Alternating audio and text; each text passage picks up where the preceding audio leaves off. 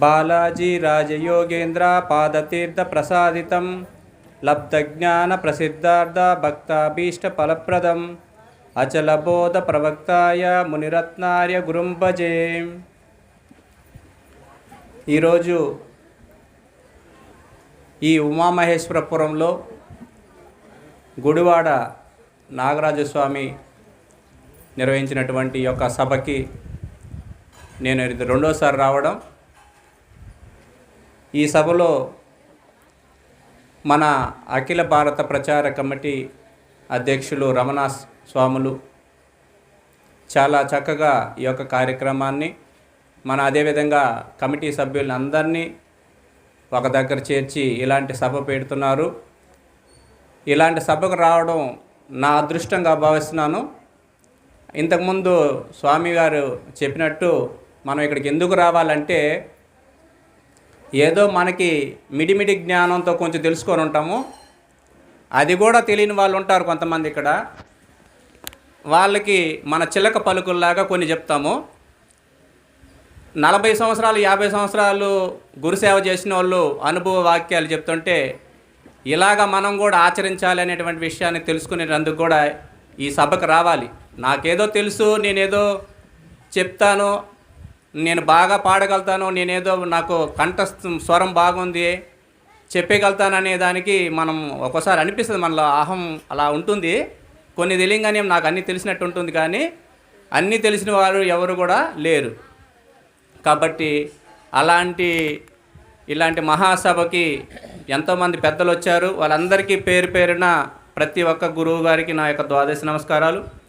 అదేవిధంగా సభ ముందున్నటువంటి పెద్దలందరికీ కూడా మరొకసారి నా యొక్క ద్వాదశి నమస్కారాలు తెలియజేసుకుంటున్నాను. అయితే ఇక్కడ మనకి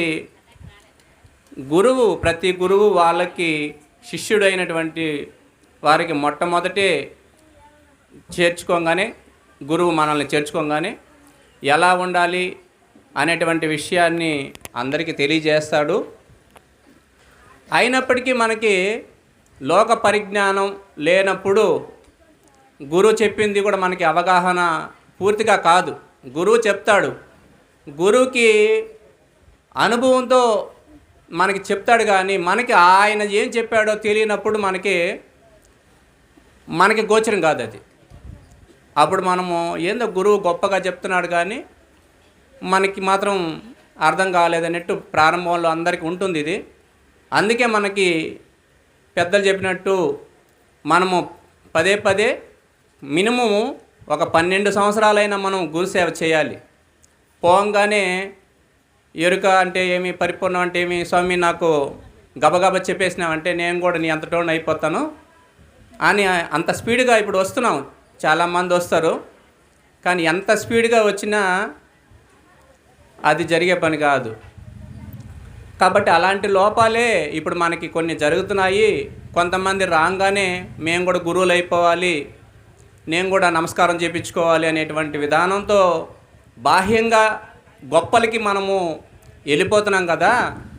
మరి ఎక్కడ మనకి లోటుపాట్లు ఉన్నాయి అనేటువంటి విషయాల మీదే నిన్నటి నుంచి విషయ నిర్ణయ సభ నుంచి కూడా ఇప్పుడు మనకి ఈ చర్చ జరుగుతూ ఉంది. కాబట్టి మనం ఇక్కడ ఏం చేయాలంటే లోటుపాట్లని మనం ఎక్కువగా తెలుసుకొని సరి చేసుకోవాలంటే మనము గొప్ప కోసం కాదు. ఇక్కడ ఎవరు కూడా మనం ముందుకు వెళ్ళాలి. ఈ మార్గంలో అచల సిద్ధాంతం గొప్పదని మనకి తెలిసింది, అయినా కూడా మనము ఆ మార్గంలో నడుస్తున్నామంటే లోటుపాట్లు తెలుసుకొని ముందుకెళ్ళాలి.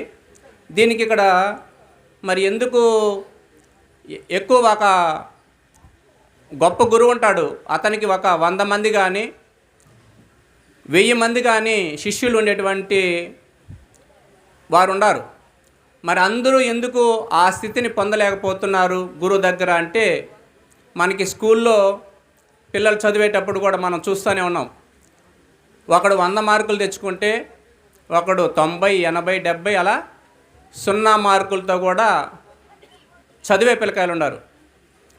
0 మార్కులతో చదివినాడంటే చదువుంటే 0 ఎందుకు వచ్చింది, వాడు మరి స్కూల్కి పోలేదా అంటే ఇక్కడ మనము వాడిని తప్పు పట్టకూడదు.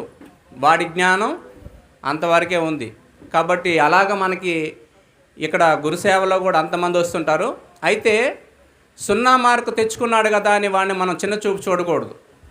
అయితే ఇక్కడ ఈ 100 మందో 1000 మందో గురువు దగ్గర ఉన్నారు అంటే ఒకడు జ్ఞానం తెలుసుకొని 1000 మందికో 1,00,000 మందికో బోధించేటువంటి అనుభవంతో చెప్పేటువంటి వాడు ఒకడుంటే, ఒక ఆశ్రమానికి కడిగే పనో ఊడ్చే పనో లేదా పూలమాలలు తెచ్చే పనో లేదంటే 10 మందికి అన్నం పెట్టే పనో లేదంటే ఏదో ఒకటి కుర్చీలు మోసే పనో ఏదో ఒకటి చేయడానికి ఇలా ఉపయోగపడుతున్నారు.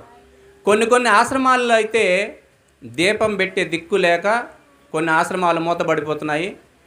అలాంటి ఆశ్రమాల్లో కూడా బోధ తెలియకపోయినా గురువు మీద నమ్మకం, గురువు చెప్పినటువంటిది లోపల ఉంటుంది, గురువు ఏం చెప్పాడో తెలుసు, కానీ 10 మందికి వ్యక్తపరచలేకపోయినా అలాంటి వ్యక్తులు దీపం పెట్టుకుంటూ కూడా ఆ గురుసేవ చేస్తున్నారు. కాబట్టి ఇక్కడ అంతా తెలిసి నేను తరించిపోయినాను అని చెప్పాల్సిన అవసరం లేదు. గురుసేవ, గురువు చెప్పినటువంటి విషయాలతో కూడా మనము ఈ యొక్క జన్మరహితం చేసుకోవచ్చు. ఎందుకంటే గురువు చెప్పిన 3 ముక్కల్లోనే సారాంశం అంతా ఉంటుంది. అందరికీ జై గురు.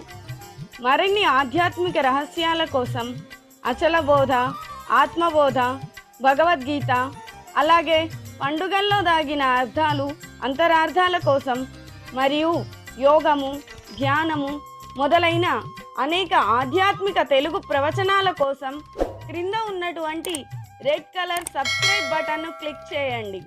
అలాగే ప్రక్కనే ఉన్నటువంటి గంట సింబల్ను నొక్కండి. అలాగే ఈ వీడియో మీకు నచ్చినట్లయితే లైక్ చేయండి మరియు షేర్ చేయండి.